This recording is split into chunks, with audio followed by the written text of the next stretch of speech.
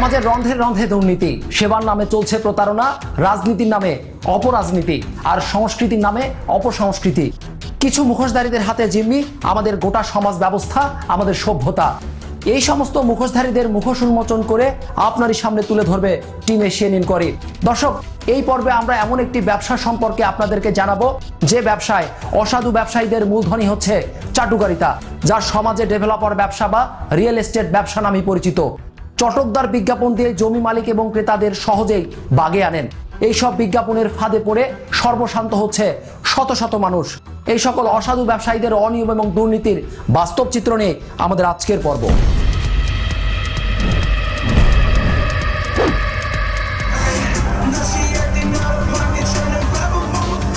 Real এস্টেটের নামে মানুষের বিশ্বাসকে পুঁজি করে অর্থ আত্মসাৎ। আমাদের তো শেষ রাস্তা বসায় দিছে, এই যে চলে গেছে, তারপর থেকে আমরা এই ভোগান্তিতে ভুগতেছি, তার কোনো কিছু রেসও পাই নাই। মাদক সেবন, স্বর্ণ চোরাচালান, অবৈধ দেহ ব্যবসা। দেখি প্রচুর লোক আসে, পরিবেশটাই একদম নষ্ট করতেছে। ডজন খানেক তরুণী রেখে কামাতেন অবৈধ অর্থ। কি চলে এটা কই ভাই না, এত মহিলা করতে হয়, এটা বাধা দিলে তোমার মার খাইতে হই ভাইয়া, লোকজন লইয়া পিটাইব। যিনি পরিচিত প্রায় সকলের কাছে, প্রতারক বলেই বেশি পরিচিত।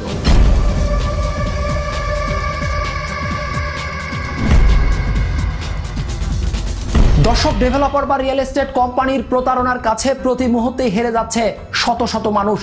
হারাচ্ছেন নিজেদের স্বপ্ন এবং কষ্ট অর্জিত টাকা দুটোই।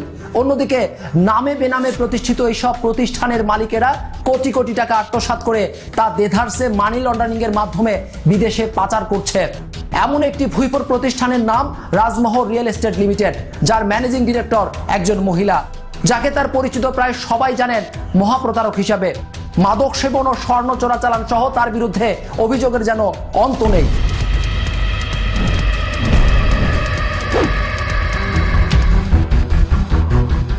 কথায় আছে, বিশ্বাসের ঘরে নাকি ইঁদুরও বেড়া কাটে না। প্রবাদটি একেবারেই মিথ্যে হয়ে যায় যখন মানুষের সেই বিশ্বাসকে বানানো হয় টাকা কামানোর হাতিয়ার। শুরু হয় ব্যবসা, আর তেমনই এক ধরনের ব্যবসা যার নাম ডেভেলপার ব্যবসা।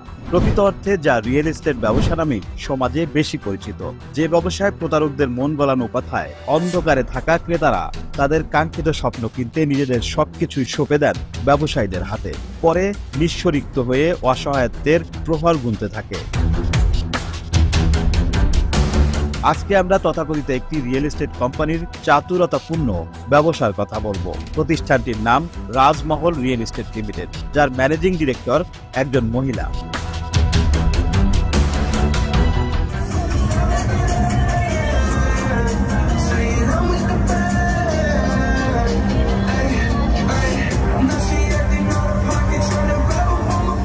কথায় বলে, অর্থই নাকি সকল অনর্থের মূল। রাজমহল রিয়েল এস্টেট লিমিটেড এর ম্যানেজিং ডিরেক্টর সেলিনা আক্তারের বেলায় সেটাই ঘটেছে।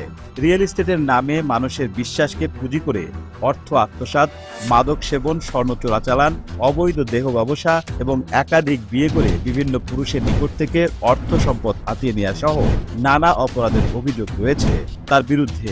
সেলিনা আক্তারের বিরুদ্ধে এসব অভিযোগের বাস্তবতা খুঁজতে সরেজমিনে মাঠে নামে এশিয়ান ইনকোয়ারি টিম। তাকে নিয়ে অনুসন্ধানে উঠে আসা বাস্তবতা সত্যি শিউরে ওঠার মতো।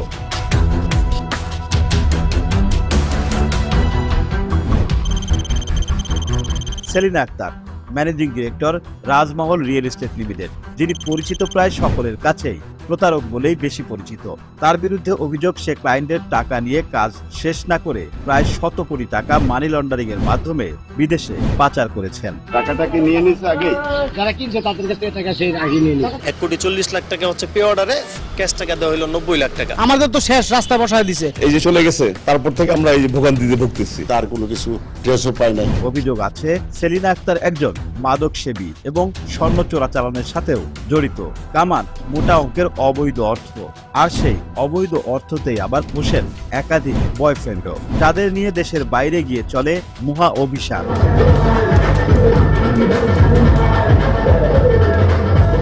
এছাড়া অভিযোগ আছে, একসময় নিজের বাসা সহ উত্তরাতে বিলাসবহুল এলাকায় ছিল তার অভিসার কেন্দ্র। রাজ বিউটি পার্লারে ডজন খানেক তরুণী রেখে কামাতেন অবৈধ অর্থ, যেগুলো নিয়ে একাধিক টেলিভিশনে সংবাদও করা হয়। দেখি প্রচুর লোক আসে, পরিবেশটাই একদম নষ্ট করতেছে। এটা আসলে আমরাও চাই যে এটা বন্ধ হোক। কি চলে এটা কই ভাই না, এত মহিলা করতে হয়, এটা তো আপনারাই ভালো জানেন। নোংরা পরিবেশ, এটা ভাষায় প্রকাশ করা যায় না। সামাজিক তো কে বাধা দিলে তোমার মাইর খাইতে হই ভাইয়া, লোকজন লইয়া পিটাইব। এরপর এশিয়ান ইনকোয়ারি টিম সেলিনা আক্তারের সাথে দেখা করার জন্য বেশ কয়েকবার তার বাসায় গেলেও দেখা করা সম্ভব হয়নি। তার বাসার দারোয়ান জানান তিনি বাসায় নেই, বিশেষ কোনো মিটিং এ আছেন।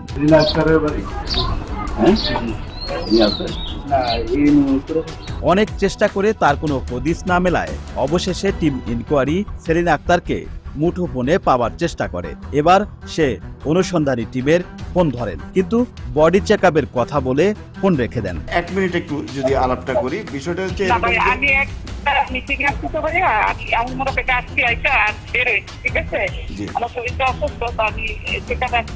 এরপর ইনকোয়ারি টিম তার চেকআপের সম্ভাব্য স্থানগুলোতে কোনো অ্যাপয়েন্টমেন্ট নেওয়া আছে কিনা তা জানার চেষ্টা করে। কোথাও তার কোনো অ্যাপয়েন্টমেন্টের খবর পাওয়া যায়নি।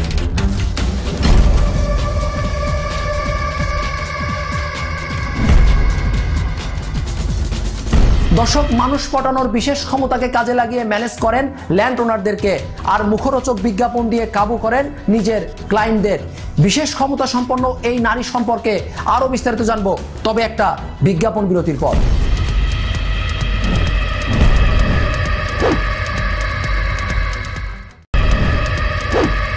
দর্শক, মানুষ পটানোর বিশেষ ক্ষমতার চটকদার বিজ্ঞাপন দিয়ে জমি মালিক এবং ক্রেতাদের সহজেই তার বাগে আনতে পারলেও আজ পর্যন্ত কতজনকে তিনি তাদের অংশের ফ্ল্যাট বুঝিয়ে দিয়েছেন তার প্রকৃত সংখ্যা জানা বড়ই দুষ্কর।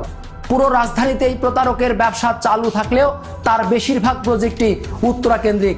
সেই প্রজেক্টগুলোর সিংহভাগেরই কাজ সমাপ্ত না করে পুরো টাকা নিয়ে লাপাত্তা রাজমহল রিয়েল এস্টেট লিমিটেড নামের প্রতিষ্ঠানটির ম্যানেজিং ডিরেক্টর সেলিনা আক্তার।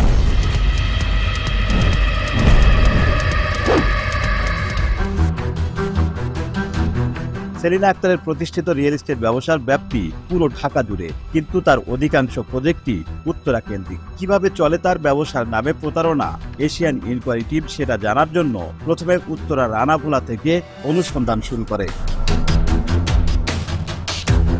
এখানে যে বিল্ডিং এর স্ট্রাকচারটি দেখছেন সেটা একই অবস্থায় পড়ে আছে প্রায় 5 বছর ধরে। বেসমেন্ট আর ছাদের কিছুটা কাজ করে টাকা পয়সা নিয়ে পালিয়েছে কথিত ডেভেলপার সেলিনা আক্তার আর তার হাই কোম্পানি রাজমহল রিয়েল এস্টেট লিমিটেড। কত বছর হলো এই কাজটা শুরু হয়েছে? আমি এখানে 3-4 বছর। 4 বছর আগে কি ছিল এখানে? 4 বছর আগে এখানে ছিল ডোবাটাই। তারপরে 4 বছর থেকে শুরু হয়েছে, এটা এখনো শেষ হয়নি, তাই তো? এটা প্রায় 3-4 বছর হবে। 3-4 বছর করে আছে। এটা কি কাজ করে না? আপাতত কাজ করছে না, এটা একটু হয়ে বন্ধ হয়ে গেছে। এখন কিসের কারণে বন্ধ হয়েছে? এমনি কোনো ক্লায়েন্ট আসে ফ্ল্যাট বুঝানোর জন্য বা এদেরকে জিজ্ঞেস করে? এখানকার লোকজন অনেকে আসে আমার কাছে জিজ্ঞাসা করে যে ফ্ল্যাট কিরকম বিক্রি হবে কিনা। এটা তো রাজমহল না, বিল্ডিং এর নাম রাজমহল। জোরে বলে রাজমহল। এই অ্যাপার্টমেন্টের মালিক কে? মালিক বলতে যে রাজমহলের মালিক হচ্ছে সেলিনা আক্তার। আর আমরা আপনার। আচ্ছা, উনি কেমন প্রকৃতির মানুষ? উনি তো যেরকম ভাবে আমাদেরকে কথা দিয়ে এই কাজটা নিয়েছিল ওইভাবে করতে পারে নাই। আমাদের সাথে যেরকম কমিটমেন্ট ছিল ওইগুলো কিছুই করে না। লিড ছিল, বিভিন্ন কাজ ছিল, সবার ডেকোরেশন করে দেওয়ার কথা ছিল, কিছুই করে দেওয়া হয়। ডেভেলপার সেলিনা আক্তার লাপাত্তা। ফ্ল্যাট যারা কিনেছেন কিংবা জমির মালিক কেউই জানেন না সে এখন কোথায় আছেন। আমাদের এখানে কোনো খোঁজ খবর নেই না, কাজ করে না। আমরা আমাদের ইনকামের সর্বোচ্চ দিয়ে একটা ফ্ল্যাট কিনতে বসবাস করব। আমাদেরকে 2020 সালের ডিসেম্বরে বুঝাই দেওয়ার কথা ছিল, সেটা এখন পর্যন্ত আমাদের বুঝাই দেয়নি। সেলিনা আসে? সেলিনা উনি আসেন না, আসেন না, এখানে আসেন না, এখানে আসেন। আর দ্বিতীয় কথা, আমাদের সমস্ত টাকা পরিশোধ দিতে এবং রেজিস্ট্রি করা বকেয়া নাই। আমরা রেজিস্ট্রি করেছি সব টাকা দিয়ে, বাট আমাদের বিল্ডিং কমপ্লিট করে দেয়। আমরাও তো তারা ঘুষ দিচ্ছি। আমাদের এই বিল্ডিং দেখেন পরিত্যক্ত অবস্থা, দেখেন না, একটা লিফট হয় নেই, জেনারেটর হয় নেই, মানে কারেন্ট নাই। আমরা এগুলি বিপদে আছি। আমরা যে এই ফ্ল্যাট কিনে মানবত জীবন যাপন করছি। টিম এশিয়ান ইনকোয়ারির কাছে অস্পষ্ট তথ্য আছে সেলিনা নাকি চিকিৎসার জন্য এই মুহূর্তে দেশের বাইরে আছেন। চিকিৎসার জন্য পার্শ্ববর্তী দেশ ইন্ডিয়াতে যাওয়ার কথা থাকলেও অনুসন্ধানে জানা যায় তিনি আছেন দুবাইয়ে। জানা যায় এখানেই চলছে তার আসল খেলা। হুন্ডি বা বিভিন্ন মাধ্যমে নিয়মিত দুবাইয়ে অর্থ পাচার করেন সেলিনা আক্তার। দুবাইয়ে পাঠানো অবৈধ অর্থ ব্যবসা দেখাশোনা আর সেখানে অবস্থানরত বয়ফ্রেন্ডদের সাথে মোজ মাস্তির উদ্দেশ্যে তার এই প্রমোদ যাত্রা। পাচার করা অবৈধ টাকার অভিসারের পর অবশিষ্ট টাকা দিয়ে দুবাই থেকে স্বর্ণ কিনে সারা শরীর সজ্জিত করে নববধূর সাজে দেশে ফেরেন সেলিনা। অভিযোগ আছে বিমানবন্দরের নিরাপত্তারক্ষীদের চোখ ফাঁকি দিয়ে শরীর ও লাগেজে করে বিপুল পরিমাণে স্বর্ণ আনেন বাংলাদেশে, পরে তা সুবিধা মতো ক্রেতাদের কাছে বিক্রি করে দেন। বিদেশে খদ্দেরদের সাথে অভিসার শেষে সেলিনা আক্তার দেশে ফিরে আবারও শুরু করেন তার মানুষ ঠকানোর মিশন। পটিয়ে ফেলেন নতুন কোনো ল্যান্ড ওনারকে, চটকদার বিজ্ঞাপন ঝুলিয়ে শুরু করেন ফ্ল্যাট বিক্রির নামে প্রতারণা। সাধারণ মানুষের টাকা নিয়ে ৯/৬ সহ নানা অভিযোগের হোতা সেলিনা আক্তার সম্পর্কে ক্যামেরার সামনে কথা বলতে সাহস পায় না অনেকেই। গোপন ক্যামেরায় তুলে ধরেন তাদের প্রতারিত হওয়ার চিত্র।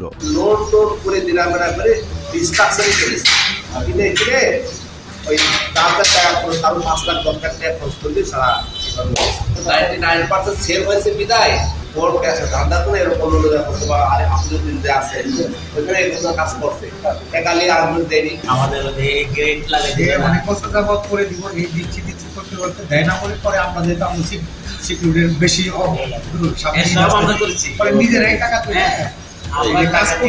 দেখেন আপনি এবং এটা কিন্তু ঢালাইটা 36 ফুট আর ইঞ্চি লম্বা লম্বা করে যে একটা এটাকে কিভাবে দেখছেন? প্রতারণা নাকি স্বাভাবিক? আসলে কিছু নাই না, আমরা তো আসলে প্রতারণা বলবো নাকি আমরা ক্ষতিগ্রস্ত হয়েছি। নিজেরা টাকা দিয়ে সাজানি মানে বাধ্য হয়ে না, আসে না, যোগাযোগ করে না, অসুস্থ দেশের বাইরে থাকে, মানে টাকা নেওয়ার পর বিক্রি করার পর অসুস্থ হয়ে যায়, ওই দেশের বাইরে যায়, চিকিৎসার কথা বলে আবার অনুসন্ধানের ফাঁকে ফাঁকে ইনকোয়ারি টিম বারবার সেলিনার বাসা সহ বিভিন্ন মাধ্যমে তার সন্ধান পাবার চেষ্টা করেও ব্যর্থ হয়। এটা তো সেলিনা আক্তারের বাসা, উনি কি থাকেন এখানে? উনি আসেন মাঝে মাঝে।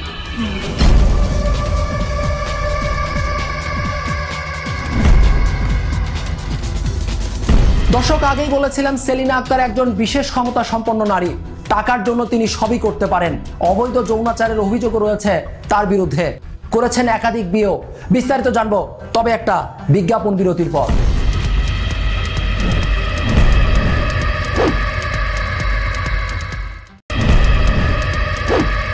দর্শক, সেলিনা আক্তার নিজের রূপের ফাঁদে ফেলে সবকিছুই স্বাভাবিক করে ফেলেন। জনপ্রতিনিধি থেকে শুরু করে থানা পুলিশ তার কাছে কোনো ব্যাপারই না। নিজের স্বার্থ হাসিলে করেছেন একাধিক বিয়ে, আর প্রতিটি স্বামীর কাছ থেকে হাতিয়ে নিয়েছেন কোটি কোটি টাকা এবং অঢেল সম্পত্তি। বিশাল অপরাধ সাম্রাজ্য পাহারা দিতে বসেন সশস্ত্র বাহিনী।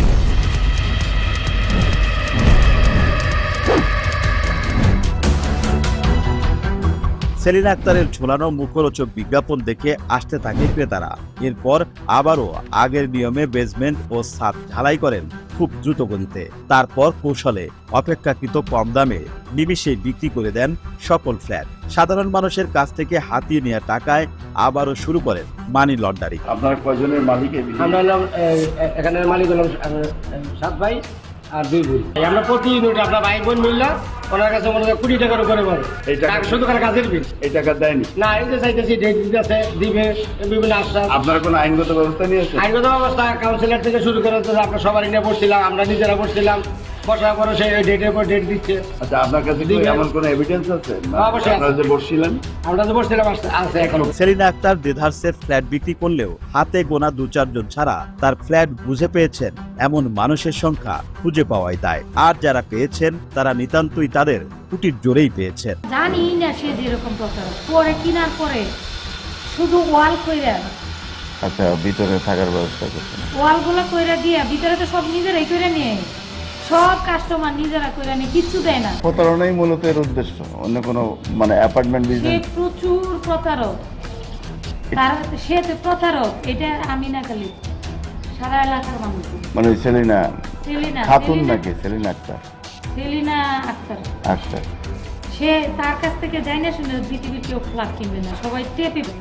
তাছাড়া সেলিনা আক্তার তার নির্মিত একই ফ্ল্যাট একাধিক ব্যক্তির কাছে বিক্রি করেছেন। ফ্ল্যাটের মালিকানা নিয়ে ঝামেলা বাঁধার পর কেউ কোনো কথা বললে সেলিনা তাদের নানাভাবে হুমকি দেন। শেষমেশ ধর্ষণ চেষ্টা বা শ্লীলতা হারির অপবাদও দেন অনেককেই। সামাজিক মর্যাদা আর আত্মসম্মানের ভয়ে আর কেউই মুখ খুলতে সাহসও করেন না। আমরা ভুক্তভোগী, যেহেতু কাজ এখনো বাকি, বাইরের রং লিফট নাই, গ্যারেজের হিসাব নাই, তারপরে রাজুক ভাইলেশন অনেক। আপনার দেখা গেছে যদি তারা 800, 900, 1100 পায়, দেখা গেছে বুঝায় দেয় 1600-1700, কাজ অর্ধেক করে না, তার বিয়ের চালটা বেচা পর্যন্তই তার দায়িত্ব। পরে অর্ধেক কাজ করলো, অর্ধেক আমার বুঝাতে না আমার সাথে সিট করছে কেমন ভাবে না, ফ্ল্যাটটা ফুল কমপ্লিট করে দিবে আমাকে, সেটা দেয় নেই, ফুল কমপ্লিট করে দেয় নাই। হ্যাঁ, তার হাজবেন্ড দেশ থেকে পালাই গেছে, টাকা দিয়ে খাইছে গেছে, টাকাতে আর উড়ান দেবে, মানে ওনার দোকান একজনের কাছে বিক্রি অলরেডি রেজিস্ট্রি দিয়ে দিয়েছে। আমার যদি একটা বদনাম রটে তাহলে আমার ছেলে সন্তানের গায়ে বল, ওরা তো আসছে রাস্তা থেকে। মহিলার মুখ লাগা মানে বুঝে নিতে, এরপরও যারা মুখ খোলার চেষ্টা করেন তাদের মুখ বন্ধ রাখতে সেলিনা আক্তার ব্যবহার করেন তার সন্ত্রাসী বাহিনী। সেলিনার কথায় যারা খুন করতেও পিছপা হয় না। কমপ্লেন করার পরে রাজ্য কর্তৃপক্ষ থানাকে অবহিত করলেন, থানার লোক আসলো, ওরা সার্ভে করলেন, তারপরেও সে বন্ধ করেন, তারপর রাজ্য কৃষিটাকে ভাঙলেন, ভাঙার পরে এবং এটার রাজ্য কর্তৃক এবং সেও মামলা অলরেডি মামলা চলমান মামলা থাকার কারণে এখন সে আসলে এটা তো আমাদের জায়গায় অবৈধভাবে সেলিনার এই সন্ত্রাসী বাহিনীর সেনাপতির নাম মহিউদ্দিন ভান্ডারী, যার ছত্রছায়ায় সেলিনা মানি লন্ডারিং থেকে শুরু করে সকল প্রকার প্রতারণা করে থাকেন। সেলিনার কাছ থেকে নানা সুবিধা ভোগ করা মহিউদ্দিন জমির মালিকদের বাগে আনা, নতুন কাস্টমার সংগ্রহ করা এবং প্রতিবাদী ক্রেতাদের শায়েস্তা করে থাকেন। এশিয়ান ইনকোয়ারি টিম এবার সেই মহিউদ্দিনের সাথে দেখা করে জানতে চায় তার অপকর্ম সম্পর্কে। প্রতারণা আপনার সাথে করছে, আপনি তো তার বিরুদ্ধে কমপ্লেন করেন না। আমার সাথে সে প্রতারণা করে নাই। আপনার সঙ্গে তো আপনি তো নেগোসিয়েটর। আমি নেগোসিয়েশন না তার, আমি তার কোনো কিছুই না। সে এখানে আসে, মাঝে মধ্যে দেখা হয়, সালাম আলাইকুম, আলাইকুম সালাম।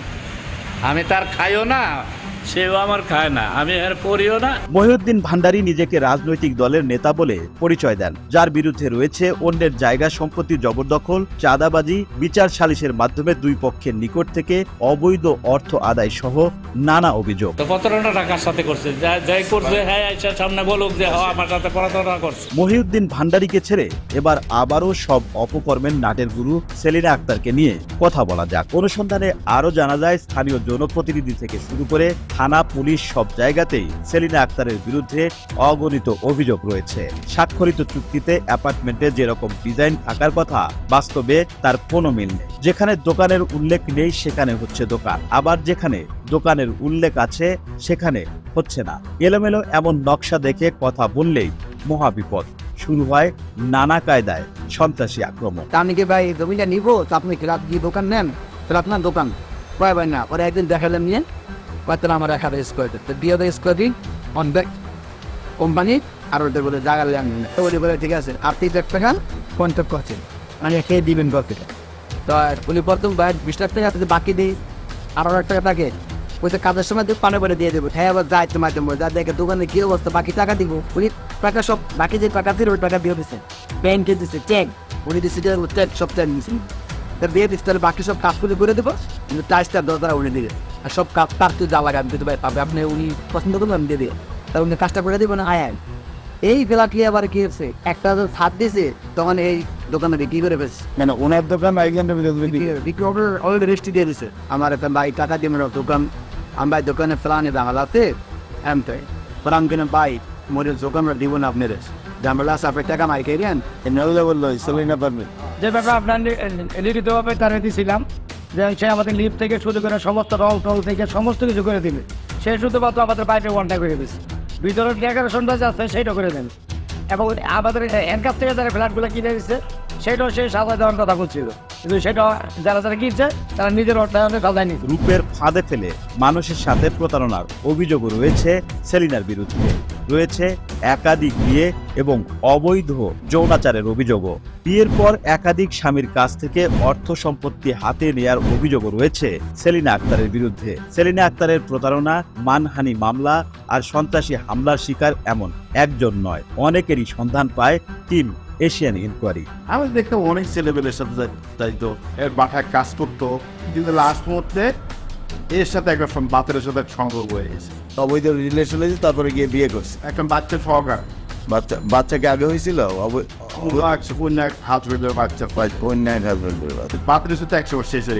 এমন হাজারো অভিযোগ যে সেলিনা আক্তারের বিরুদ্ধে এশিয়ান ইনকোয়ারি টিম এবার সেই সেলিনার সাথে কথা বলার চেষ্টা করে, কিন্তু একাধিকবার তার অফিস এমনকি বাসাতে গেলেও তার দেখা মেলেনি। এরপর তাকে ফোন করে টিম এশিয়ান ইনকোয়ারি।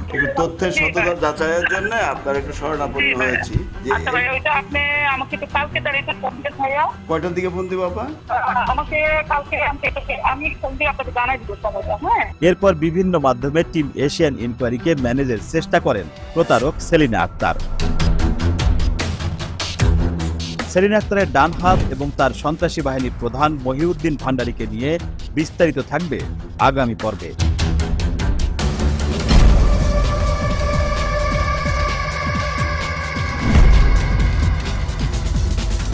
দর্শক, দেখতে দেখতে এশিয়ান ইনকোয়ারি অনুষ্ঠানের ঘড়ির কাঁটা বলছে আজ বিদায় নিতে হবে।